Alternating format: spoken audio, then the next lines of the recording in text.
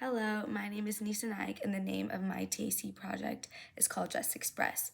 So I created a club where we would create an inclusive and welcoming dance environment where volunteers would go and teach dance at different places and introduce people to it, the people who maybe aren't as fortunate or weren't able to do dance.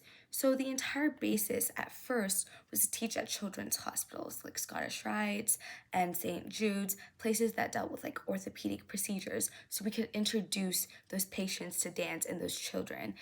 But the problem came that people under the age of 18 weren't actually allowed to volunteer at these hospitals because it created a liability issue. So that sort of created a whole stump in my entire idea, because I was like, what do I do now that I can't dance and help, those patients out? But then I realized you don't only have to make a difference by teaching at those hospitals, right?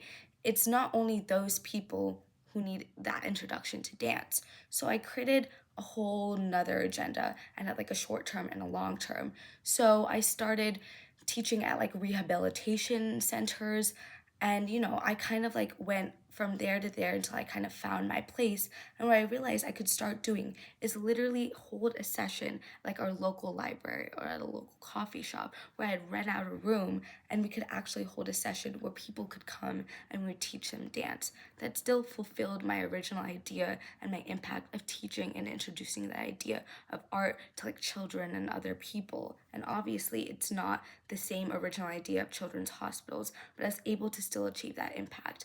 Now, this club is a long-term goal. It is still going on, and so the impact is that fulfillment. The impact is seeing those people getting that introduction to dance, the people that in the past or maybe weren't as fortunate enough to be able to. So that impact is ongoing, and we're more and more people join these classes and learning and getting a better impact from it. So an important piece of advice that I tell other people who are starting their TAC project is that failure is not failure.